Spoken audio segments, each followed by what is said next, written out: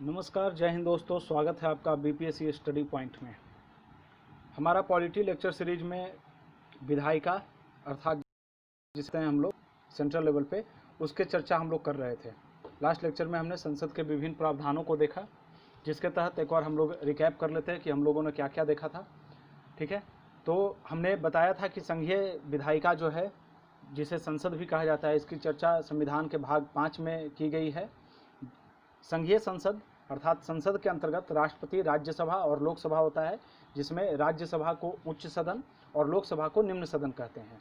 एक करेक्शन है, last lecture में हमने 7 यूटी बताया था, लेकिन एक्चुअली अभी 8 यूनियन टेरेटरी है। ठीक है, तो ये करेक्शन आप थोड़ा ध्यान कर लीजिएगा। ये देखिए, हमने राज्यसभा के बारे में बताया था, थोड़ा रिकॉल कर लेते हैं फटाफट। इसे उच्च सदन कहते हैं। यह अस्थायी सदन होता है। इसका अनुच्छेद 80 में गठन का प्रावधान है। कई बार एग्जाम में पूछता है कि राज्यसभा के गठन का प्रावधान किस में है, तो अनुच्छेद 80 में है। पहली बार गठन किया गया था 3 अप्रैल 1952, अर्थात पहली लोकसभा जो 1950 में पहली आम चुनाव हुई थी लोकसभा के, उस समय राज्यसभा नहीं थी, यह आप ध्यान रखिएगा। अधिकतम संख्या 250, लेकिन वर्तमान में 245 है। कैटेगराइजेशन हमने बताया था। ठीक है, अब राष्ट्रपति द्वारा साहित्य, विज्ञान, कला, समाज सेवा इत्यादि से 12 सदस्यों का नामांकन किया जाता है। अर्थात 250 में 12 सदस्य नॉमिनेटेड होते हैं और 238 सदस्य जो होते हैं, इनका इलेक्शन किया जाता है। 238 सदस्य का क्या किया जाता है? इलेक्शन किया जाता है। ठीक है, सबसे ज़्यादा उत्तर प्रदेश से 130 नहीं बल्कि 31 है, और बिहार से 16 है, त्रिपुरा में 1 है, ध्यान रखिएगा। ये हमारा राज्यसभा से संबंधित हो गया। इसके निर्वाचन से संबंधित कुछ चीज़ हमने बताते हैं। उस दिन तो हम इसका कंपैरेटिव स्टडी कर रहे थे, तुलनात्मक अध्ययन कर रहे थे, लोकसभा का साथ में लेकर चल रहे थे। इसमें है भारत का नागरिक होना चाहिए, और इसका एज मिनिमम एज 30 साल है। लोकसभा में 25 साल है, ध्यान रखिएगा, और इसका मिनिमम एज 30 साल है। कार्यकाल 6 वर्ष होता है, और हर एक 2 साल 1/3 सदस्य इसके सेवानिवृत्ति हो जाते हैं। तो ये था हमारा राज्यसभा के बारे में थोड़ा कुछ विशेष। लोकसभा के बारे में थोड़ा देख लेते हैं, उसके बाद नेक्स्ट लेक्चर हम लोग आगे का स्टार्ट करते हैं। लोकसभा के बारे में हमने बताया था कि ये एक अस्थायी टेम्पररी बॉडी है।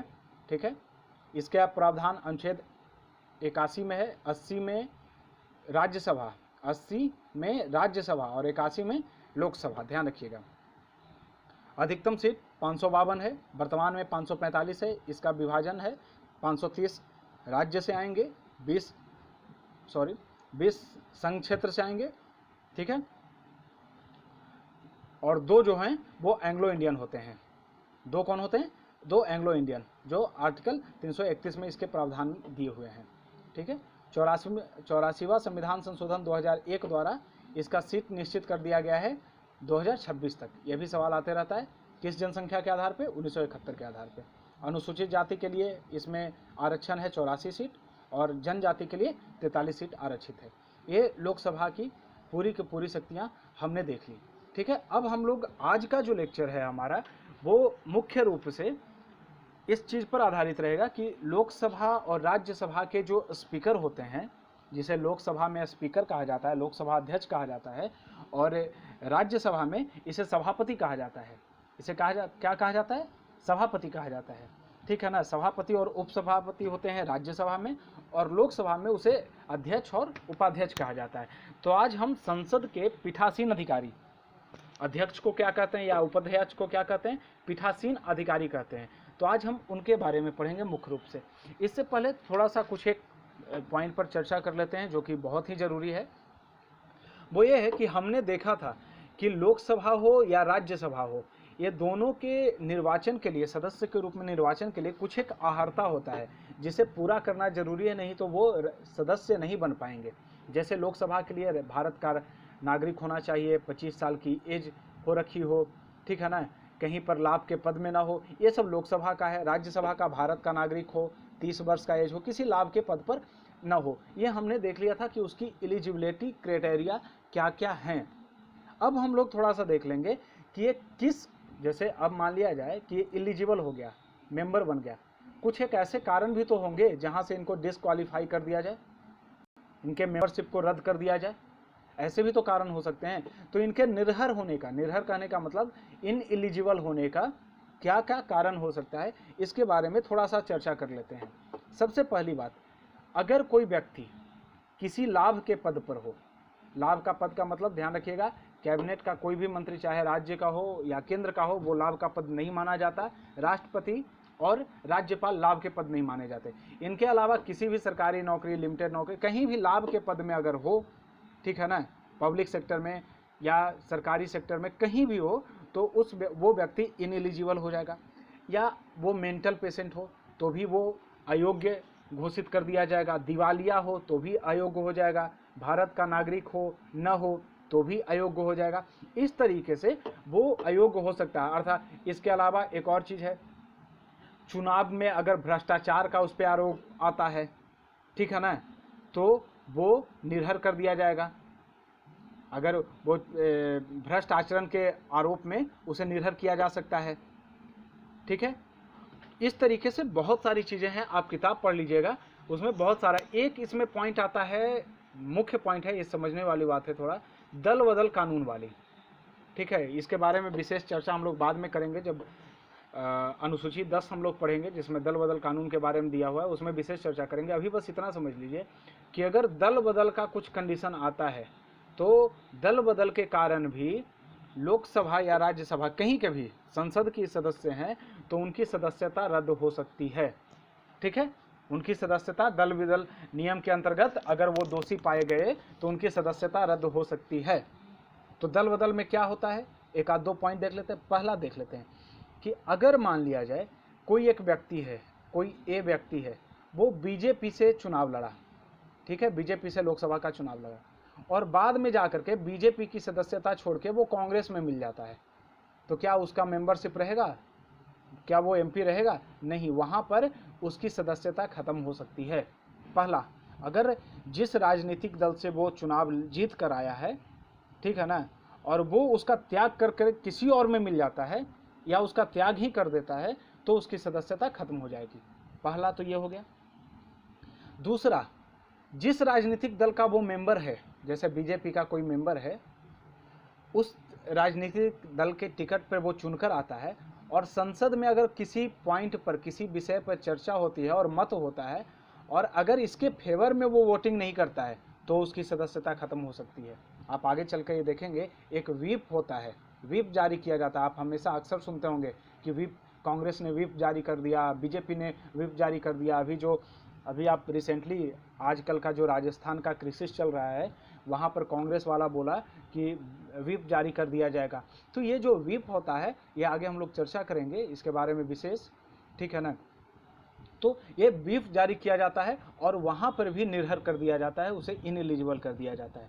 इसके अलावा अगर मान लिया जाए कोई व्यक्ति बिना दल का चुनाव लड़ा हो, अगर आप कहेंगे कि ठीक है आप बीजेपी से कांग्रेस में चल गए, तब कटकुट हो जाएगा, आपका जो है वो जो सदस्यता है वो रद्द हो जाएगी। लेकिन अगर हम निर्दलीय चुनाव लड़ें, किसी दल से नहीं है, आज हम निर्दलीय हैं, ठीक है ना, और कल के डेट में किसी दल में शामिल हो जाए तो उस कंडीशन में भी हमारा सदस्यता खत्म हो सकता है, ठीक है। तो ये सारी चीज़ें हैं, इसे आप ध्यान रखिएगा और किताब जरूर पढ़ना है। किताब बिना किताब पढ़े हुए ये कंप्लीट होने वाला नहीं है, किताब पढ़ना ही पढ़ना है, ठीक है। एक चीज़ और बता दें, 10वीं अनुसूची अर्थात दल बदल कानून से रिलेटेड जो भी मामला आता है उसका देख रेख कौन करता है? चेयरमैन करता है। लोकसभा में चेयरमैन और राज्यसभा में भी चेयरमैन, जो राज्यसभा का होता है जिसे सभापति कहते हैं, लोकसभा का अध्यक्ष होता है और वहाँ सभापति होता है, तो वो, न कि राष्ट्रपति। ये बात ध्यान रखिएगा। इसमें जो दल बदल से संबंधित इन एलिजिबिलिटी के प्रश्न पर फैसला कौन करता है? तो अध्यक्ष करता है, राष्ट्रपति नहीं करता है, अध्यक्ष करता है। ये बात आप ध्यान रखिएगा। चलिए, एक और पॉइंट है समझने वाली। मान लिया जाए कि हमारे सेंटर में दो सदन है, एक राज्यसभा हो गया और एक लोकसभा हो गया। मान लीजिए कि कोई आदमी ए है, ठीक है, वो तत्काल समय में यहाँ राज्यसभा का भी सदस्य चुन लिया जाता है और लोकसभा का भी सदस्य चुन लिया जाता है एक ही समय में। तो बताइए क्या होगा उसके साथ? ऐसा हो सकता है ना, कि कोई व्यक्ति है उसे राज्यसभा का भी सदस्य बना दिया गया और लोकसभा का भी बना दिया गया एक ही साथ, तो क्या होगा? तो ऐसे कंडीशन में उसे 10 दिन का, कितना दिन का? 10 दिन का, ध्यान रखिएगा यहाँ पे 10 दिन का समय दिया जाता है ये बताने के लिए कि भाई आप राज्यसभा में रहना चाहेंगे या लोकसभा में। और अगर 10 दिन में वो नहीं बता पाता है तो राज्यसभा का मेंबरशिप उसका रद्द कर दिया जाता है, अर्थात वो लोकसभा का मेंबर ही माना जाएगा। पहला चीज ध्यान आ गया। दूसरा यहीं से एकदम इसी के जैसा एक और कॉन्सेप्ट है। अगर मान लिया जाए कोई एक व्यक्ति ए है जो ऑलरेडी राज्यसभा का मेंबर है, जो पहले से ही राज्यसभा का मेंबर है और चुनाव में लोकसभा से भी जीत जाता है, मतलब पहले किसी और सदन का मेंबर था, बाद में वो किसी और सदन का मेंबर में भी जीत जाता है, ठीक है, तब क्या होगा? तो ऐसे कंडीशन में अगर दूसरे सदन का सदस्य चुना जाता है वो, या अगर लोकसभा का या राज्यसभा का चुना जाता है, तो पहला सदन जो उसका होगा, जो पहले जहां होगा वहां से उसका सदस्यता खत्म माना जाएगा। ये दो चीज़ आप ध्यान रखिएगा। अगर दोनों एक साथ हो तो 10 दिन के अंदर उसे बताना होगा, नहीं तो राज्यसभा छोड़ना पड़ेगा, वहाँ एकदम फाइनल है कि राज्यसभा छोड़ना पड़ेगा। और अगर कोई आदमी पहले से कहीं और है और बाद में कहीं और चुना जा रहा है तो पहला वाला जो सीट है वो उसे छोड़ना पड़ेगा। ये ध्यान आ गया? ठीक है, चलिए। और यहाँ पे एक और चीज़ है, आप ये चीज़ सुने होंगे कि हमारे प्रधानमंत्री हों या राहुल गांधी हो, वो 2-2 सीट से चुनाव लड़ते हैं। कहाँ से? 2-2 सीट से चुनाव लड़ते हैं लोकसभा के। तो आपके दिमाग में एक सवाल आएगा कि क्या हम 2 सीट से चुनाव लड़ सकते हैं? ठीक है ना? तो हाँ, चुनाव लड़ सकते हैं 2 सीट से, एक से अधिक सीट से चुनाव लड़ा जा सकता है। अगर जैसे प्रधानमंत्री ही थे तो 2 सीट से चुनाव लड़े थे, एक वाराणसी से, एक और याद नहीं है, देख लीजिएगा। तो वो 12, जब व्यक्ति एक से अधिक सीट से चुनाव लड़ता है तो सीट तो एक ही रखना होगा उसे, आदमी तो एक ही है ना, मेंबर तो एक ही रहना होगा उसे। तो वो अपने मन से किसी एक लोकसभा या विधानसभा क्षेत्र को वो वहाँ से इस्तीफा दे देता है और सिर्फ वो एक जगह की सदस्यता रखता है। ये कुछ टर्म और कंडीशन थे, इसे आप ध्यान रखिएगा, ठीक है। और वो पद त्याग खुद से भी कर सकता है, तो कोई भी मेंबर पद त्याग का लेटर किसे दे सकता है? तो चेयरमैन को दे सकता है, अर्थात अध्यक्ष को दे सकता है। ये ध्यान रखिएगा। कोई मेंबर, अगर कोई एमपी है, मेंबर ऑफ पार्लियामेंट है, उसे अगर त्याग करना है अपना, उसे नहीं रहना है मेंबर, तो वो अपने अध्यक्ष को दे करके वो त्याग पत्र वो ये अपने पद से विमुक्त हो सकता है। इसके साथ एक और चीज़ आप ध्यान रखिएगा, अगर कोई भी व्यक्ति, कोई भी सदस्य 60 दिन तक लगातार सदन की अनुमति से, बिना अनुमति के 60 दिन लगातार अगर अनुपस्थित, एब्सेंट रहता है, सदन की कार्यवाही में भाग नहीं लेता है, तो उसकी सदस्यता रद्द की जा सकती है। उसकी सदस्यता क्या की जा सकती है? रद्द की जा सकती है। ये आप ध्यान रखिएगा। चलिए, इतनी सारी चीजें समझ में आ गई, ठीक है। शपथ तो आप जानते हैं, संसद सदस्य का शपथ कौन दिलवाता है? तो राष्ट्रपति दिलवाता है। कौन दिलवाता है? राष्ट्रपति, या इसके द्वारा चुना गया कोई व्यक्ति, ठीक है। ये सारा कुछ हमने देख लिया। अब हमारा जो लेक्चर है, अब हम लोग मेन पॉइंट पे आते हैं। अब हम लोग पीठासीन अधिकारी के बारे में पढ़ेंगे। अब हम लोग क्या पढ़ेंगे?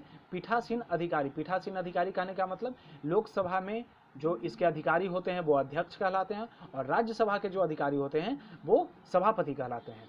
तो इनके एक सहायक के रूप में भी होते हैं जिसे उपाध्यक्ष कहा जाता है, और राज्यसभा में उपसभापति कहा जाता है, ठीक है। चलिए, तो हम लोग देख लेते हैं, लोकसभा से स्टार्ट करते हैं, लोकसभा के अधिकारी से, ठीक है। तो लोकसभा के पीठासीन अधिकारी को अध्यक्ष कहा जाता है, चेयरमैन कहा जाता है। क्या कहा जाता है? अध्यक्ष कहा जाता है।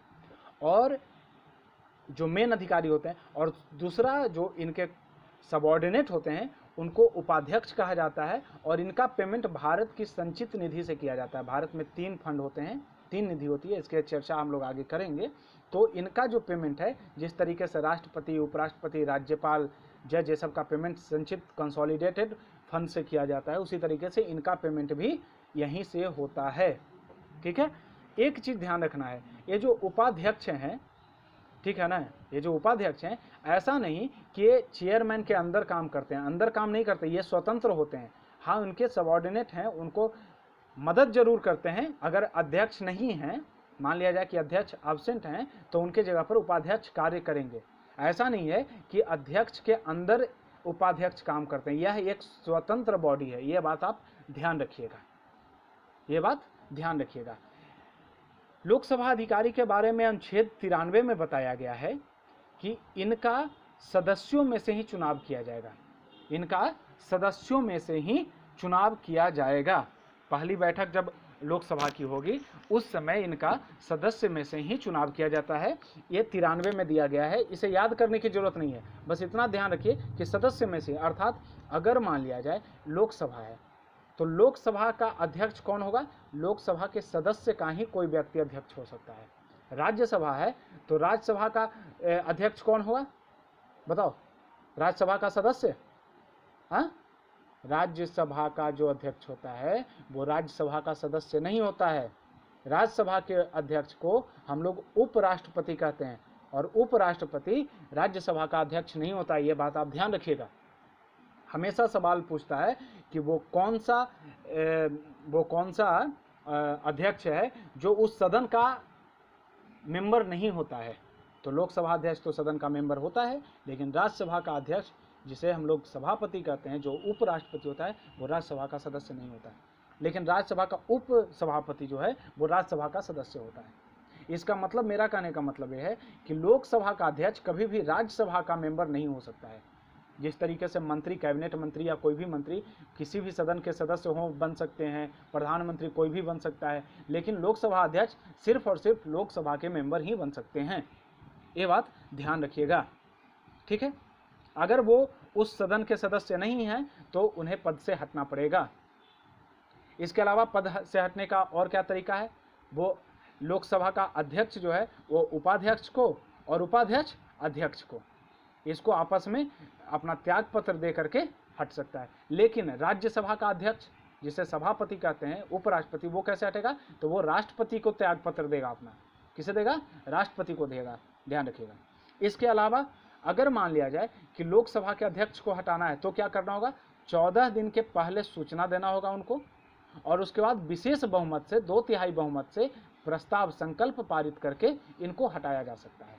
अगर मान लिया जाए, ध्यान रखिए, अगर मान लिया जाए कोई लोकसभा का अध्यक्ष है, ठीक है, जिनके ऊपर संकल्प जो है वो जारी है, अर्थात संकल्प मतलब क्या उसको कह सकते हैं, कंटिन्यू है, वैसे कंडीशन में क्या वो लोकसभा के अध्यक्ष के रूप में काम करेंगे? तो नहीं, वो लोकसभा के अध्यक्ष के रूप में काम नहीं करेंगे, और वैसे समय में वो सिर्फ एक सदस्य के रूप में लोकसभा में के बैठक में भाग ले सकते हैं, सुन सकते हैं, बोल सकते हैं और वोटिंग भी कर सकते हैं, लेकिन एक सदस्य के रूप में, ना कि अध्यक्ष के रूप में। अध्यक्ष का वोटिंग और एक सदस्य का वोटिंग में अंतर क्या है? तो देखिए, सदस्य कोई एक मैटर है तो कोई एक मैटर होगा, मैटर ए है, तो इसके 2 रूप हो सकते हैं, या तो कोई निगेटिव बातें होगी या पॉजिटिव बातें, पक्ष या विपक्ष। तो मेंबर जो हैं, कोई मेंबर निगेटिव मतलब विपक्ष में वोट देता है, कोई पक्ष में वोट देता है।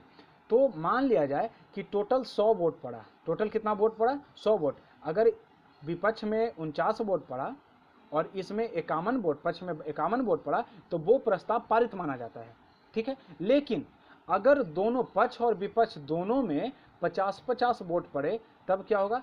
वैसे समय में लोकसभा के अध्यक्ष का वोट वैल्यू करता है, और लोकसभा के अध्यक्ष के वोट को जो है वो निर्णायक भूमिका निभाता है, और लोकसभा जिसके पक्ष में दे देंगे, पक्ष या विपक्ष जिसके पक्ष में वोटिंग दे देंगे, वो प्रस्ताव पारित हो जाएगा। तो लोकसभा का अध्यक्ष सिर्फ और सिर्फ निर्णायक वोटिंग करता है, लेकिन संसद का जो सदस्य है वो निर्णायक नहीं बल्कि पक्ष और विपक्ष में वोटिंग करता है।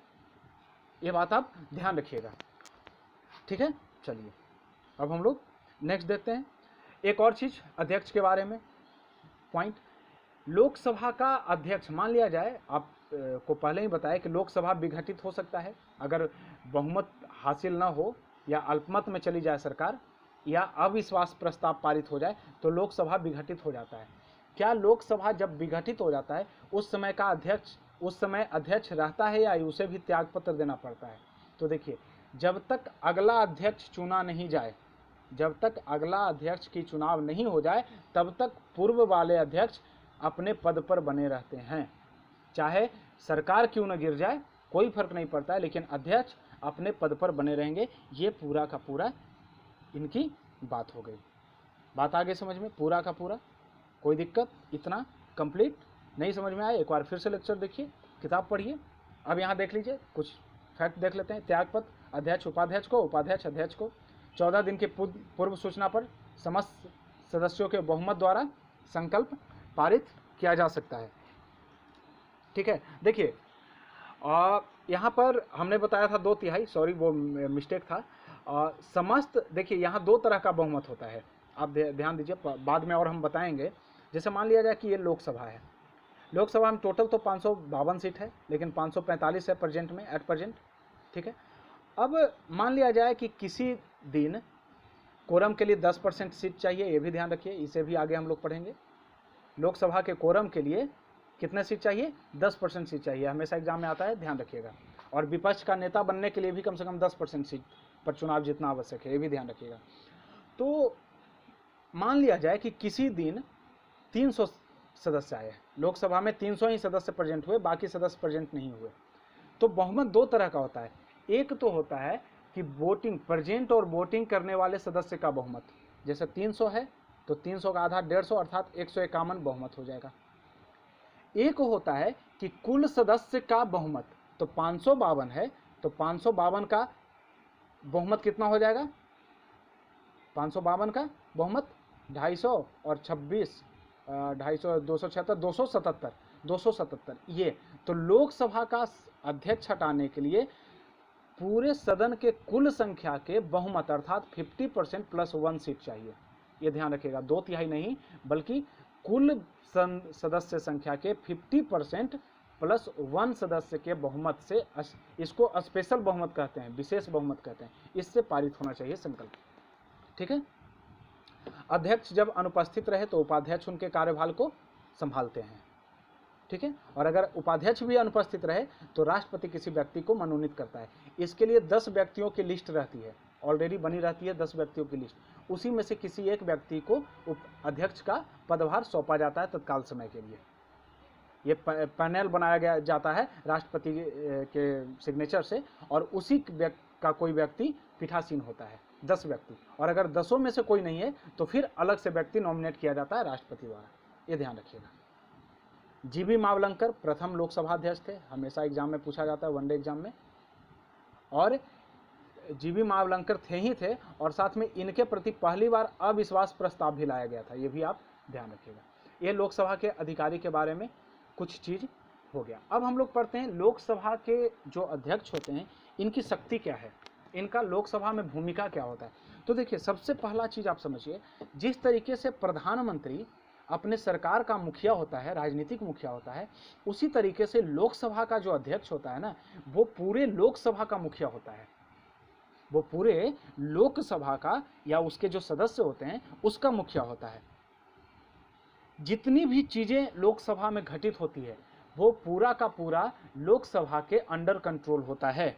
सारी चीजों पे वो अपना निर्णय देता है, चाहे संसदीय मामला हो या सदन में किसी तरीके का शक्ति की बात हो, सदस्य की शक्ति की बात हो, उनके विशेषाधिकार की बात हो, या किसी भी चीज़ की बात हो, तो लोकसभा का अध्यक्ष जो होता है वो लोकसभा का सर्वोसर्वा होता है, मान के चलिए आप। ठीक है, यह सदन का, लोकसभा का मुख्य प्रवक्ता होता है। अगर सवाल आ जाए कि निम्न सदन का मुख्य प्रवक्ता कौन होता है, तो लोकसभा अध्यक्ष, क्योंकि निम्न सदन लोकसभा को कहते हैं हम। ठीक है, ये लोकसभा का पीठासीन अधिकारी होता ही होता है, लेकिन इसके पास सिर्फ ये अधिकारी न होकर के बल्कि उस पूरे लोकसभा का एक कंट्रोलिंग ऑथोरिटी होता है। यहाँ तक के कि लोकसभा में प्रधानमंत्री को भी कंट्रोल करने की क्षमता लोकसभा अध्यक्ष के पास में होती है। ठीक है, ये सारी आप कभी लोकसभा टीवी को देखिए, वहाँ पर अगर प्रधानमंत्री भी हैं तो प्रधानमंत्री भी माननीय और इस तरीके से बात करेंगे और अध्यक्ष की अनुमति के बाद ही कोई भी काम करेंगे। तो यहाँ सबसे पहला, सबसे मोस्ट इम्पॉर्टेंट चीज कि लोकसभा के अध्यक्ष के अनुमति के बिना कोई व्यक्ति संसद में नहीं बोल सकता। अगर लोकसभा का अध्यक्ष बोल दिया कि आप बैठिए आपको बाद में मौका दिया जाएगा, उनको अनुमति नहीं दिया गया है बोलने का, तो कोई भी सदस्य वहां नहीं बोल सकता, चाहे वो मंत्री ही क्यों ना हो। ये बात आप ध्यान रखिएगा, ये सबसे बड़ी चीज है। ठीक है, चलिए अब इसके शक्ति और भूमिका को देख लेते हैं एक एक करके। सबसे पहले सदन की कार्यवाही के लिए यह नियम बनाता है कि किस तरीके का नियम होना चाहिए, क्या कैसा होना चाहिए, और जो नियम ये बनाता है, जो निर्णय लोकसभा अध्यक्ष का होता है वही मान्य होता है और वही अंतिम होता है। ठीक है ना, यह लोकसभा का या संसदीय समिति का व्याख्या करता है और इसके निर्णय ही मान्य होते हैं, फाइनल होते हैं। इसके बाद यह अगर संसद का कोरम अभी बोले ना 10%, कोरम का मतलब होता है कि मिनिमम कितने सदस्य चाहिए तब बैठक को स्टार्ट किया जाए। ठीक है, तो संसद का कोरम 10% होता है, अर्थात 552 सदस्य है तो 552 का 10% अर्थात 55 सदस्य अगर किसी दिन प्रेजेंट रहेंगे तभी वहाँ पे कार्यवाही स्टार्ट होगी, नहीं तो नहीं होगी। तो जब 10% सदस्य नहीं है उस समय में सदन को स्थगित करने का अधिकार किसके पास होता है, तो लोकसभा अध्यक्ष के पास में। ये भी ध्यान रखिएगा, किसके पास होता है, कोरम अगर ना पूरा हो तो उस लोकसभा को उस समय स्थगित कर सकता है, कुछ समय के लिए, कुछ दिन के लिए, कुछ घंटों के लिए। वो किसको अधिकार है, अध्यक्ष को अधिकार है। पहले ही हमने बताया कि ये आमतौर पे वोट नहीं करते, अर्थात वोटिंग नहीं करते, मत नहीं देते, लेकिन निर्णायक मत देते हैं। और निर्णायक मत जो देते हैं इसको कास्टिंग वोट कहा जाता है। क्या कहा जाता है, कास्टिंग वोट। यूपी पीसीएस में पूछा गया है कि लोकसभा अध्यक्ष द्वारा दिया गया वोट को क्या कहते हैं, तो कास्टिंग वोट कहते हैं। यह ध्यान रखिएगा, निर्णायक मत इसे कहा जाता है। ठीक है, इसका मतलब है कि अगर मान लिया कि 50 लोग कह रहे हैं कि हाँ होना चाहिए, 50 लोग कह रहे हैं कि ना नहीं होना चाहिए, तब क्या होगा भाई, गतिरोध उत्पन्न हो गया। तो लोकसभा अध्यक्ष बोल देता है कि अच्छा काहे टेंशन ले रहे हो, हम है ना यहाँ पे, जब तक मैं हूँ तब तक चिंता की कोई बात नहीं है, या तो तुम लोग फैसला कर दो 49 और 51 हो जाओ, नहीं तो फिर तो मैं 51 और 50 कर ही लूँगा। ठीक है ना, तो वो चीज़ लोकसभा ये प्लस और माइनस के लड़ाई को खत्म करने का काम करते हैं। ये ध्यान रखिएगा, अध्यक्ष परिवार का मुखिया क्या करता है, दो बच्चा आपस में लड़ाई कर लिया तो उसका समझौता करवाते हैं, तो ये वही काम करते हैं। और आप एक चीज़ ध्यान रखिए, लोकसभा अध्यक्ष जो होते हैं अमूमन न्यूट्रल ही काम करते हैं। ऐसा नहीं है कि सरकार है तो सरकार के पक्ष में बोलेंगे और विपक्ष वाले को कोई वैल्यू नहीं देंगे, ऐसा कुछ नहीं है। ये पूर्ण रूप से न्यूट्रल काम करते हैं। ठीक है, इनके बारे में एक और चीज़ आपको बता दें, लोकसभा कई बार ऐसी स्थिति आ जाती है कि ये तो पक्ष और विपक्ष में गतिरोध उत्पन्न हो गया ना, कई बार सदन में गतिरोध उत्पन्न हो जाता है। जैसे लोकसभा किसी चीज़ को पारित कर दिया, लोकसभा किसी चीज़ को बहुमत से पारित कर दिया, लेकिन राज्यसभा में पारित नहीं किया गया, दोनों में गतिरोध उत्पन्न हो गया। तब राष्ट्रपति क्या करता है, दोनों का संयुक्त बैठक कर देता है, बोलता है क्यों लड़ रहे हो भाई, आ जाओ दोनों आपस में साथ में बैठ करके सुलझा लेते हैं। तो जब ज्वाइंट सीटिंग होती है लोकसभा और राज्यसभा की किसी भी मुद्दे पर, उस समय उस पूरे ज्वाइंट सीटिंग की जो अध्यक्षता है वो लोकसभा का अध्यक्ष करता है, न कि राज्यसभा का चेयरमैन अर्थात उपराष्ट्रपति नहीं करता, बल्कि लोकसभा अध्यक्ष करता है। तो ये भी इसका ताकत है, लोकसभा अध्यक्ष का एक शक्ति और भूमिका कह सकते हैं। ठीक है, उसका ये संयुक्त बैठक बुलाता कौन है, तो राष्ट्रपति बुलाता है। ध्यान रखिएगा, संयुक्त बैठक लोकसभा अध्यक्ष नहीं बुलाता बल्कि राष्ट्रपति बुलाता है, लेकिन अध्यक्षता उस पूरे बैठक का जो पीठासीन अधिकारी होता है वो कौन होता है, अध्यक्ष होता है। उसके बाद यह चाहे तो सेक्रेट बैठक भी बुला सकता है, गुप्त बैठक भी बुला सकता है। ठीक है, 10वीं अनुसूची के अंतर्गत हम बोले ही किसी सदस्य के अहर्ता और निर्हरता के आधार पर किसी को वैध उसके सदस्यता को समाप्त या कुछ कर सकता है। लेकिन ध्यान रखिएगा, ये ऐसा नहीं है कि इसका निर्णय ही सर्वमान्य होगा, उसे सुप्रीम कोर्ट में चैलेंज किया जा सकता है। न्यायिक पुनर्विलोकन के आधार पर, जुडिशियल रिव्यू के आधार पर उसे चैलेंज किया जा सकता है। ये बात आप ध्यान रखिएगा। लेकिन मेन शक्ति किसके पास है, लोकसभा अध्यक्ष के रूप में है, के पास है। ठीक है, संसदीय समूह जितने भी होते हैं उसका पदेन सभापति के रूप में कार्य करता है। ठीक है, चलिए, और एक और ध्यान रखिएगा, भारत का संसद और विश्व के जितने भी बाहरी संसद हैं, जैसे अमेरिका का सीनेट, ये सब हो गया, रिप्रेजेंटेटिव हो गया, जितने भी संसद है उसके बीच के कड़ी का कार्य भी कौन करता है, लोकसभा का अध्यक्ष भी करता है। ये ध्यान करिएगा, कौन करता है, लोकसभा का अध्यक्ष करता है।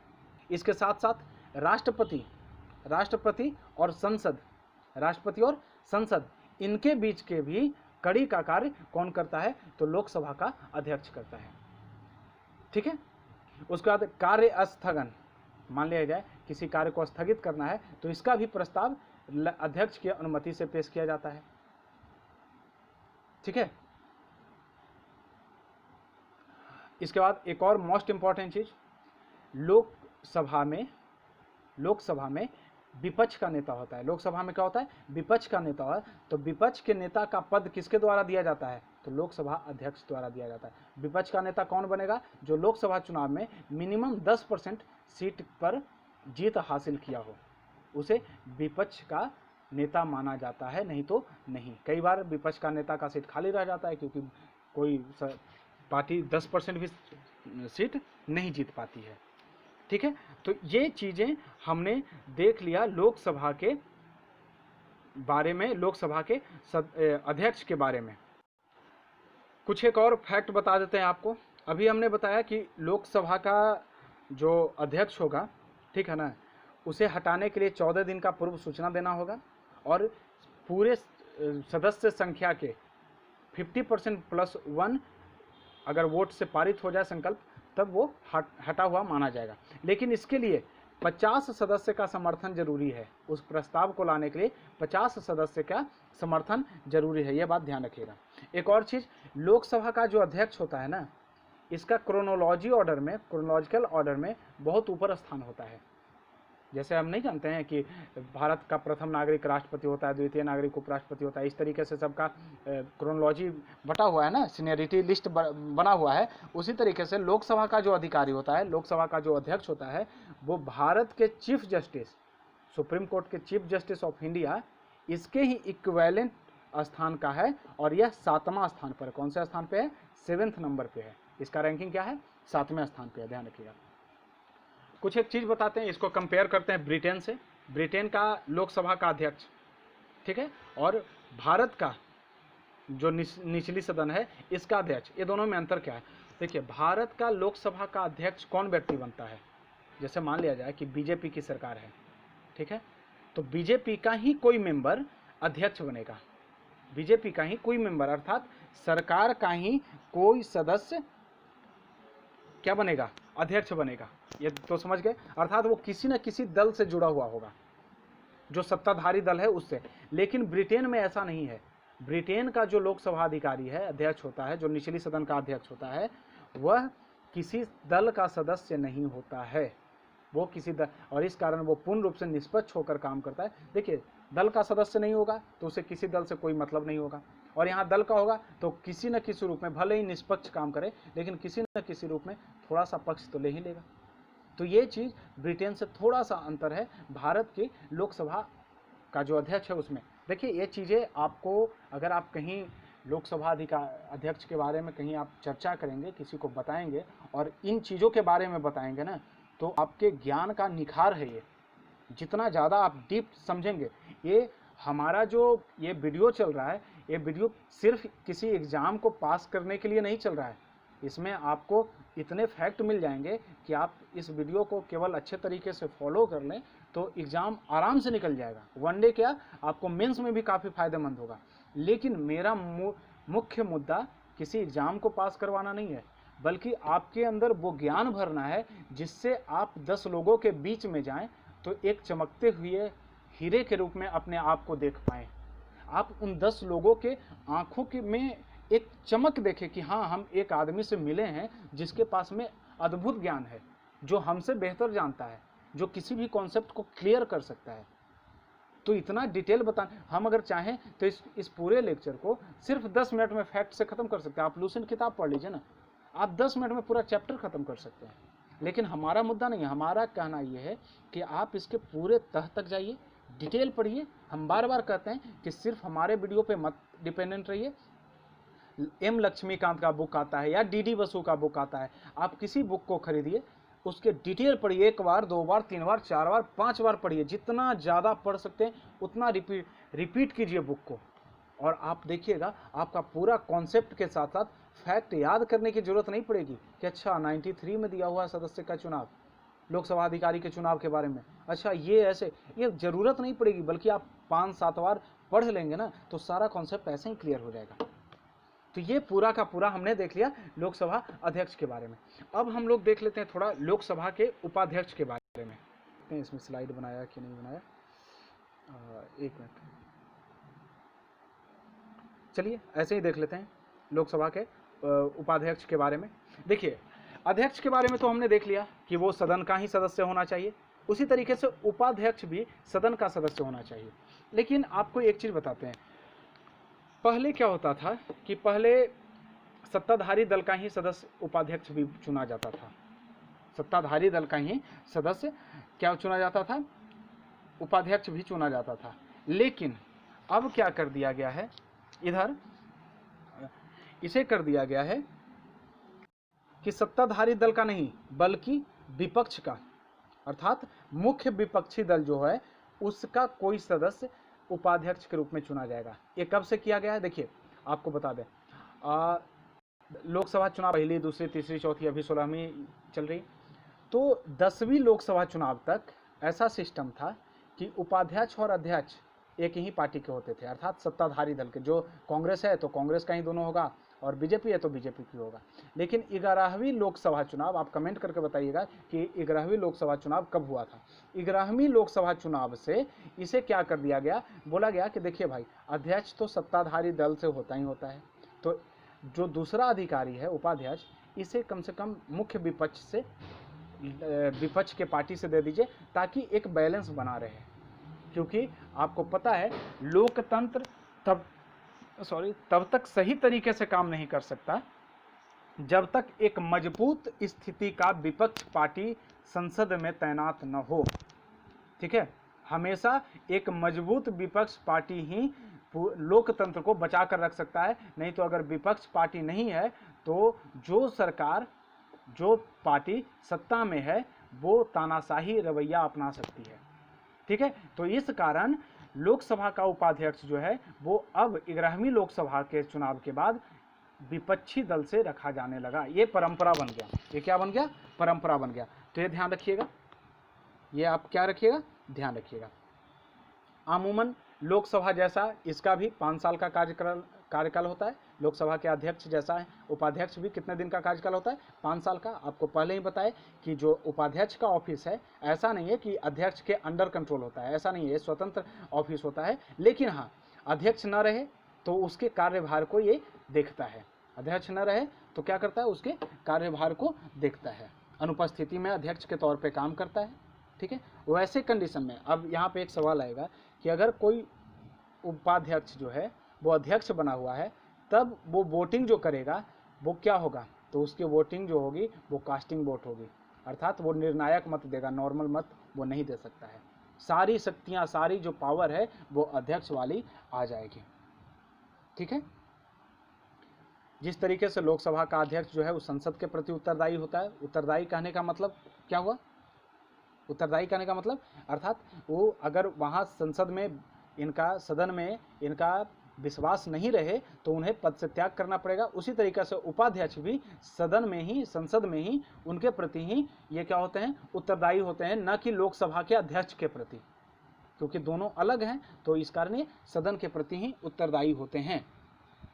ठीक है, इन्हें सदस्य के बहुमत से 14 दिन पहले, वही सेम कंडीशन है, पहले सूचना दे करके इन्हें हटाया जा सकता है। ठीक है, और जिस समय, चलिए ये सारी चीज़ें हमने देख लिया। और पहले ही हमने बताया कि लोकसभा का अध्यक्ष अगर नहीं है तो उपाध्यक्ष काम करेगा, अगर उपाध्यक्ष भी नहीं है तो 10 मेंबर का एक पहले ही कॉलम बना दिया जाता है कि अगर ये दोनों में से कोई व्यक्ति नहीं है तो इसमें से व्यक्ति जो है वो लोकसभा अध्यक्ष के रूप में काम करेगा, उस समय लोकसभा अध्यक्ष के रूप में काम करेगा। ठीक है, ध्यान दे दिए। चलिए, हाँ, यहाँ एक चीज़ ध्यान देने वाली बात है कि अगर मान लिया कि अब्सेंट हो, तब तो वो 10 मेंबर का पैनल में से कोई एक व्यक्ति काम करेगा। लेकिन अगर उसका पद ही वैकेंट हो, अर्थात वो पद जो है खाली हो, तब ये मेंबर काम नहीं करेगा, बल्कि राष्ट्रपति किसी मेंबर को चुनाव करेगा ठीक है। और वो मेंबर अध्यक्ष के रूप में काम करेगा, तब तक काम करेगा जब तक नए अध्यक्ष का चुनाव नहीं कर लिया जाता है, जब तक नया अध्यक्ष का चुनाव नहीं कर लिया जाता है। तो ये आज का हमारा जो लेक्चर है वो पूर्ण रूप से लोकसभा के अध्यक्ष के ऊपर क्या था, डिवोटेड था। तो आप, आई होप कि आपको बहुत अच्छे तरीके से ये चीज़ें समझ में आई होगी। अब हम लोग कल पढ़ लेंगे राज्यसभा के सदस्य। चलिए इसको एक बार देख ही लेते हैं, राज्यसभा का बहुत बड़ा नहीं है, आज ही इसको कंप्लीट कर लेते हैं। 1 मिनट होल्ड कीजिएगा। देखिए राज्यसभा का जो पदाधिकारी होता है, राज्यसभा में भी 2 पदाधिकारी हैं, एक जिसे सभापति कहते हैं और दूसरा उपसभापति कहते हैं। इनकी भी वेतन संचित निधि से दी जाती है भारत सरकार के, ठीक है। इसके बारे में चर्चा किस में की गई है, 89 में। लोकसभा के अध्यक्ष के बारे में किस में चर्चा की गई है, तो 93 में, कि कौन अध्यक्ष बनाया जाएगा, उसका निर्वाचन। लेकिन भारत का राष्ट्रपति, हमने पहले बताया था कि राज्यसभा का सभापति कौन होता है, तो भारत का उपराष्ट्रपति होता है। कौन होता है, उपराष्ट्रपति। इसकी चर्चा किस में की गई है, 89 आर्टिकल में। यह इंपॉर्टेंट है, इसे ध्यान रखिएगा। 89 आर्टिकल में बताया गया है कि भारत का जो व्यक्ति उपराष्ट्रपति होगा वही राज्यसभा का सभापति होगा। अर्थात इसका मतलब क्या हो गया कि राष्ट्र सभापति को तभी हटाया जा सकता है जब उस व्यक्ति को उपराष्ट्रपति के पद से हटा दिया जाए। पदेन, यहाँ देखना होगा, एक्स ऑफिशियो एक टर्म आता है, पदेन। पदेन का मतलब होता है कि अगर कोई व्यक्ति एक निश्चित पद पर आ जाता है तो ऑटोमेटिक उसका मेंबर बन जाता है या उसका अध्यक्ष बन जाता है। जैसे कोई भी व्यक्ति, अगर मान लिया जाए कि कोई व्यक्ति ए जो है, या अभी वेंकैया नायडू उपराष्ट्रपति हैं, ये जैसे ही जिस दिन से उपराष्ट्रपति बने उस दिन से ऑटोमेटिक राज्यसभा के सभापति बन गए। अर्थात राज्यसभा के ये अधिकारी बन गए, उसी दिन से राज्यसभा इनके कंट्रोल में आ गई, ठीक है। और जैसे ही जिस दिन ये उपराष्ट्रपति के पद से हट जाएंगे उस दिन राज्यसभा के अधिकारी भी नहीं रहेंगे, और ये राज्यसभा के सदस्य नहीं होते, ये ध्यान रखिएगा। उपराष्ट्रपति राज्यसभा का सदस्य नहीं होता है। इसका जितना भी शक्ति और पावर है ना, वो लोकसभा के समान ही है। अर्थात संसद, वो अपने सदन का, संसद नहीं सदन, अपने सदन का कंट्रोलिंग अथॉरिटी होता है। पूरा का पूरा पावर इसके पास में होता है, ठीक है। पूरा का पूरा पावर इनके पास होता है, सिर्फ 2 पावर को छोड़ करके। सारा पावर लोकसभा के अध्यक्ष जैसा है, लेकिन सिर्फ 2 पावर को छोड़ करके। पहला कौन कौन 2 पावर है, ध्यान रखिए। पहला पावर, लोकसभा का अध्यक्ष ही ये फाइनल कर सकता है कि कोई भी विधेयक धन विधेयक है या नहीं। आगे हम लोग जब पढ़ेंगे विधेयक के बारे में, तब हम लोग पढ़ेंगे कि धन विधेयक, वित्त विधेयक, साधारण विधेयक क्या होता है। तो कोई भी विधेयक, ये हमेशा एग्जाम में आता है, कोई भी विधेयक धन विधेयक है या नहीं है, इसका निर्णय कौन ले सकता है, तो लोकसभा का अध्यक्ष ले सकता है, न कि राज्यसभा का अध्यक्ष। तो ये स्पेशल पावर लोकसभा के पास में है, ठीक है। राज्यसभा में इससे संबंधित कोई पावर नहीं है। दूसरा पावर है कि जब ज्वाइंट सीटिंग होगा, जब संयुक्त बैठक होगा, हमने बताया था जब संयुक्त बैठक होगा तो उसका अध्यक्षता लोकसभा का अध्यक्ष करेगा, न कि राज्यसभा का सभापति अर्थात उपराष्ट्रपति। तो ये 2 पावर जो है वो राज्यसभा के पास में नहीं है, बल्कि लोकसभा अध्यक्ष के पास में है, ठीक है। और इसके साथ हमने बताया था कि लोकसभा का अध्यक्ष जो है वो अपने सदन का सदस्य होता है, लेकिन राज्यसभा का सदस्य सदन का सदस्य नहीं होता है, ठीक है। एक चीज और बता दें, जिस तरीके से लोकसभा में जो अधिकारी थे, जो अध्यक्ष था, वो निर्णायक मत देता था, उसी तरीके से राज्यसभा में भी जो अधिकारी है वो निर्णायक मत देगा। अगर इक्वल वोटिंग हो गया दोनों तरफ, पक्ष विपक्ष में, तब वो देगा, नहीं तो समान स्थिति में वोट नहीं देगा, समान स्थिति में वोट नहीं देगा, ठीक है। हाँ, जब कभी, ध्यान रखिएगा, जब कभी उपराष्ट्रपति के ऊपर संकल्प पारित करके विचाराधीन है, उसे पद से हटाने के लिए विचाराधीन है संकल्प, उस कंडीशन में यह पीठासीन अधिकारी नहीं होगा, अर्थात सभापति के रूप में काम नहीं करेगा, लेकिन उस सदन में बोल सकता है, बैठ सकता है, कार्यवाही में भाग ले सकता है, लेकिन मत नहीं दे सकता है। देखिए, ये कंडीशन अगर लोकसभा के अध्यक्ष के साथ होती थी, ठीक है ना, अगर अंडर प्रोसेस रहता था, तब वो बोल सकता है, भाग भी ले सकता है, सब कुछ कर सकता है और मत भी दे सकता था लोकसभा का अध्यक्ष। लेकिन अगर उपराष्ट्रपति अर्थात राज्यसभा के सभापति के ऊपर अगर संकल्प चल रहा है, जारी है, ठीक है ना। उस समय ये मत नहीं दे सकते। क्यों नहीं दे सकते, ये सवाल उठाइए अपने दिल दिमाग में और पूछिए खुद से। अगर जवाब आ गया तो ठीक, नहीं तो बता देते हैं। लोकसभा का अध्यक्ष होने के साथ साथ लोकसभा का सदस्य भी होता है। इस कारण वो अध्यक्ष की हैसियत से नहीं बल्कि एक सदस्य के हैसियत से उस समय वोटिंग करता है। लेकिन राज्यसभा का जो सभापति है वो राज्यसभा का सदस्य नहीं होता है, इसलिए अपने पद का जो संकल्प इसका विचाराधीन हो उस समय चूंकि ये सदस्य भी नहीं होता है तो ये वोट नहीं कर सकता है। क्लियर कट फंडा, ठीक है, बात समझ गई। चलो ये पूरा का पूरा। और इसके बाद ध्यान दीजिए कि इनका पेमेंट जो है वो लोकसभा अर्थात सदन तय करती है कि लोकसभा अध्यक्ष या राज्यसभा अध्यक्ष ये सब का, सभापति ये सब का पेमेंट संसद तय करती है। कितना होना चाहिए, क्या होना चाहिए, संसद तय करती है। ठीक है, आप कमेंट करके बताइएगा कि वर्तमान समय में लोकसभा अध्यक्ष का पेमेंट कितना है और उपराष्ट्रपति का पेमेंट कितना है। ठीक है, एक चीज़ और ध्यान रखिएगा, यहाँ पे हमने बताया था पहले कि अगर राष्ट्रपति का पद जो है अब्सेंट है, मतलब राष्ट्रपति अब नहीं हो, ठीक है ना, मौजूद नहीं हो, तो उपराष्ट्रपति राष्ट्रपति के रूप में काम करता है। वाइस प्रेसिडेंट जो है वो प्रेसिडेंट बन जाता है। तो जब वाइस प्रेसिडेंट बन जाएंगे, वैसे कंडीशन में वाइस प्रेसिडेंट का तो सीट खाली हो जाएगा, तो जो राज्यसभा का सभापति है वो पद तो खाली हो जाएगा। तब कौन बनेगा, उस समय राज्यसभा का उपसभापति सभापति के रूप में कार्य करता है। अगर उपराष्ट्रपति राष्ट्रपति के रूप में काम करे तो राज्यसभा से उनका नाता टूट जाता है, रिश्ता क्या हो जाता है, टूट जाता है। सनम बेवफा वाली बात आ जाती है, फिर तो तेरी गलियों में ना रखेंगे कदम आज के बाद वाली कहानी हो जाती है। फिर वो राज्यसभा में कदम रखना बंद कर देते हैं, फिर तो राजभवन की सैर में चले जाते हैं, नई दुनिया बसाएंगे चांद के पार चलो वाली बात हो जाती है। ठीक है, तो ये बात आप ध्यान रखिएगा। और वैसे कंडीशन में वो राष्ट्रपति वाला ही सुख सुविधा सारा कुछ मजा लेते रहते हैं, राष्ट्रपति भवन में बैठ करके ऐसा करते हैं। ठीक है, ये सारा हो गया सभापति के बारे में। अब आ गया उपसभापति के बारे में, थोड़ा समझ लीजिए। उपसभापति तो सभापति तो सदस्य नहीं होता राज्यसभा का, लेकिन उपसभापति को सदस्य के बीच से ही चुना जाता है।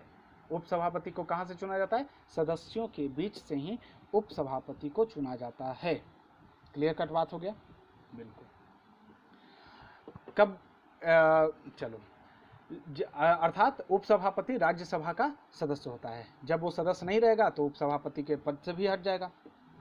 चलिए इसमें ध्यान रखिएगा, राज्यसभा का सभापति अपना त्याग पत्र राष्ट्रपति को देता है क्योंकि वो उपराष्ट्रपति होता है, लेकिन राज्यसभा का उपसभापति अपना त्याग पत्र राज्यसभा के सभापति को देगा। ध्यान रखिएगा, उपसभापति वाइस चेयरमैन किसको देगा, तो चेयरमैन को देगा। ठीक है, और ये जो चेयरमैन है वो राष्ट्रपति को देंगे। सवाल ऐसे भी पूछता है कि राज्यसभा का सभापति निम्न में से किसे अपना त्याग पत्र देगा, पहला राष्ट्रपति, दूसरा उपसभापति, तीसरा संसद, चौथा प्रधानमंत्री, पांचवा कोई नहीं। बहुत सारे लोग मार देते हैं कि भाई सभापति अध्यक्ष तो उपाध्यक्ष को, उपाध्यक्ष अध्यक्ष को देता है तो सभापति उपसभापति को देगा। नहीं, राज्यसभा में जो सभापति होते हैं वो प्रेसिडेंट को देते हैं क्योंकि वो उपराष्ट्रपति के हैसियत से बैठा होता है। ठीक है, और उपराष्ट्रपति राष्ट्रपति को अपना त्याग पत्र देता है, लेकिन उपसभापति जो है वो सभापति को अपना त्याग पत्र देगा। ये ध्यान रखिएगा। ठीक है, जब उपसभापति एब्सेंट हो उस समय जब सभापति एब्सेंट हो या राष्ट्रपति के रूप में कार्य कर रहे हो, वैसे कंडीशन में उपसभापति जो होते हैं वो सभापति के रूप में कार्य करते हैं। लेकिन चलिए यहाँ पे एक चीज़ समझने वाली बात है, अगर कोई उपसभापति है तो वो किसी भी मुद्दे पर पक्ष या विपक्ष में वोट कर सकता है, आराम से कर सकता है एक सदन के सदस्य के रूप में। लेकिन जब ये सभापति के रूप में काम करेगा, तो नॉर्मल वोटिंग नहीं दे सकता है, पक्ष विपक्ष में नहीं दे सकता, लेकिन निर्णायक मत कास्टिंग वोट जिसे कहते हैं वो ये दे सकता है।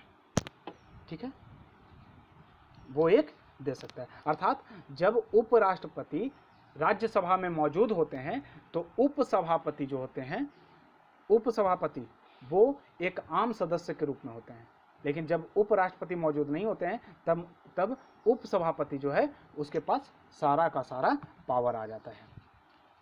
ठीक है, तो ये पूरा का पूरा हम देख लिए, मुद्दा कंप्लीट हो गया। हमने आज क्या देखा, हमने आज देखा लोकसभा अध्यक्ष, उपाध्यक्ष, उसका किस तरीके से चुनाव हुआ, लोकसभा अध्यक्ष सदन का सदस्य होता है नहीं होता है, उसके पावर, उसके बाद राज्यसभा का अध्यक्ष अर्थात सभापति और उपसभापति के बारे में जितने भी फैक्ट्स थे उसको हमने अच्छे से कवर करने का कोशिश किया है। इसके बाद आप किताब पढ़िए, कुछ आगे पीछे जो भी चीज़ें बचेंगी उसको आप समझने का कोशिश कीजिए। चलिए बहुत बहुत धन्यवाद, आप ऐसे ही हमारे साथ बने रहें। अगर अच्छा लगे तो, नहीं अच्छा लगे फिर तो आपकी मर्जी, जाकर सिनेमा देखिए, गाना सुनिए, जो दिल करे वो कीजिए, ठीक है। चलिए अगर अच्छा लगे तो शेयर कीजिए, क्योंकि ये सिर्फ एक स्टूडेंट के लिए नहीं बल्कि हर एक भारतीय को पता होना चाहिए कि भारत की राजनीतिक व्यवस्था क्या है। हमारा हिस्ट्री का लेक्चर सीरीज चल रहा है, वहाँ भी हर एक भारतीय को पता होना चाहिए कि भारत के इतिहास क्या रहा है, ठीक है ना। ये सारी चीज़ें ये सिर्फ एक स्टूडेंट के लिए ज़रूरी नहीं है, ऐसा नहीं है कि हमें एग्ज़ाम देना है तभी पढ़ेंगे, बल्कि ये जीवन के हर मुद्दे पे, कल आप बड़े होंगे, शादी होगी, आपके बच्चे होंगे या आपके जो भी कलीग हैं, छोटे हैं, आपके जूनियर हैं, उनको आप ये चीज़ें बता सकते हैं, समझा सकते हैं। जो लोग आर्ट्स सब्जेक्ट से दूर भागते हैं, ठीक है ना, वो इसके इंटरेस्ट को समझें और आप इसे इंटरेस्टिंग बनाइए कॉन्सेप्ट दे करके। आर्ट्स का मतलब होता है रटा रटाया चीज़, साइंस का मतलब होता है, मैथ का मतलब होता है अंडरस्टैंडिंग। पता नहीं सारे लोग साइंटिस्ट और सारे लोग न्यूटन ही बन जाएंगे क्या, आइंस्टीन बन जाएंगे, ऐसा सोच रखते हैं साइंस के प्रति। लेकिन आर्ट्स के प्रति लोग ऐसा सोच रखते हैं कि आर्ट्स ले लिया यार, आर्ट्स, किसी को बोल दो ना पॉलिटिकल साइंस पढ़ रहे हैं, इस तरीके से चेहरा बनाता है जैसे पता नहीं उसे क्या हो गया है। तो ये चीज़ जो है ना, ये ख़त्म करना है, ये मानसिकता ख़त्म करनी है। जिस तरीके से ये मानसिकता हो गई कि जिसे अंग्रेजी ना आए, अंग्रेजी वो अच्छे से नहीं बोल पाए, अगर हिंदी अच्छा है, वो हिंदी अच्छे से बोल पा रहा है और अंग्रेजी नहीं आता है तो वो व्यक्ति शर्मसार हो जाता है समाज में। क्यों भाई? अरे अंग्रेज ब्रिटिशों की मातृभाषा थी, उन्हें आता है, 5 साल का बच्चा भी अंग्रेज फ्लुएंट इंग्लिश बोलता है, लेकिन हमारे यहाँ 50 साल के लोग भी नहीं बोल पाते हैं। क्यों? क्योंकि हमारी मातृभाषा नहीं है। तो शर्म क्यों आना? वही चीज़ होता है आर्ट्स में। कोई अगर आईए में आर्ट्स ले लिया, पता नहीं 10 लोग कमेंट करना स्टार्ट कर देते, यार ये वो ऐसे वैसे। तो ये चीज़ नहीं होनी चाहिए। अपने जूनियर को बताइए, उन्हें समझाइए, उन्हें इंटरेस्ट आना चाहिए। हाँ, आर्ट्स भी एक साइंस है। साइंस का मतलब क्या होता है? साइंस की परिभाषा क्या होती है? विज्ञान क्या होता है? कि क्रमबद्ध तरीके से अगर किसी चीज़ को हम पढ़ते हैं ना, क्रमबद्ध तरीके से, और उससे कुछ आउटपुट निकालने का कोशिश करते हैं, उसके बारे में डिटेल अध्ययन करते हैं, वही विज्ञान हो जाता है हमारा, ठीक है। तो हम भी यहाँ पर क्यों नहीं वो साइंस वाला थ्योरी अप्लाई कर सकते हैं? और वो थ्योरी अप्लाई कीजिए, क्यों, क्या, कैसे, कब, ये अप्लाई कीजिए, सारा आर्ट्स आपको समझ में आने लगेगा, मज़ा आ जाएगा। अभी हमने बोला कि राज्यसभा का जो अध्यक्ष है, सभापति जिसे कहते हैं, वो राष्ट्रपति को अपना त्याग पत्र देगा। तुरंत सवाल कीजिए ना कि क्यों देगा, कारण क्या है। जैसे सवाल करते हैं ना कि कागज को जलाएंगे तो वो CO2 देगा, तो क्यों देगा भाई? क्योंकि कागज कार्बन का बना हुआ है, हमारे एटमॉस्फेयर से ऑक्सीजन लेगा, दोनों के बीच में दहन होगा और C+O2 CO2 बन जाएगा। वहां हम पढ़ते हैं, तो यहां भी हम पढ़ेंगे ना कि क्यों देगा राष्ट्रपति को। इसलिए देगा क्योंकि राज्यसभा का जो सभापति होता है वो उपराष्ट्रपति होता है और उपराष्ट्रपति राष्ट्रपति को देता है। खत्म कहानी होगी। समझ में आ गई बातें? तो ये थोड़ा सा इसको डिस्क्रिप्टिव मैनर में आप खुद पहले समझिए, तब आप समझा पाएंगे किसी को। तो हमारा यही है कि हम आपको पढ़ाएं नहीं, बल्कि आपको इस चीज़ का ज्ञान करवाएं। हमारा पढ़ाना, मैं पढ़ाता नहीं हूँ, I am not a teacher, but मुझे मेंटर बनने का शौक़ है।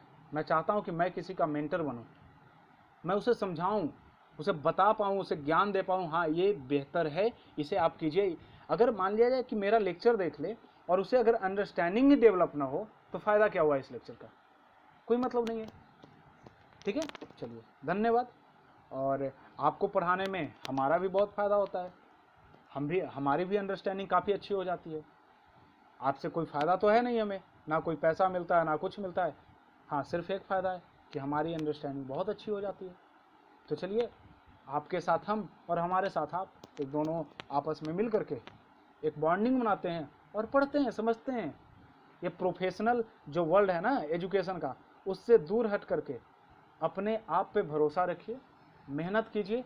खास करके स्टेट कमीशन तक, मैं बताता हूँ, स्टेट कमीशन तक, SSC, बिहार दरोगा, बिहार सचिवालय, बीपीएससी, जेपीएससी, कोई भी स्टेट कमीशन तक मैं खुद अनुभव किया हूँ, आप खुद से सेल्फ स्टडी द्वारा आराम से निकाल सकते हैं, बिना कोई आलतू फालतू गाइडेंस, कोई टीचर, किसी चीज़ की ज़रूरत नहीं है। आप अच्छे से सिलेबस समझिए, अच्छे से पढ़िए और ज्ञान लाइए आपके अंदर, आप आराम से। हाँ, यूपीएससी के बारे में मैं नहीं बता सकता कि यूपीएससी खुद से, हाँ यूपीएससी भी अगर चाह लें तो यूपीएससी भी निकाल सकते हैं, लेकिन उसका थोड़ा सा एरिया वाइड है। लेकिन हाँ, किसी स्टेट कमीशन की तो गारंटी लेता हूँ मैं।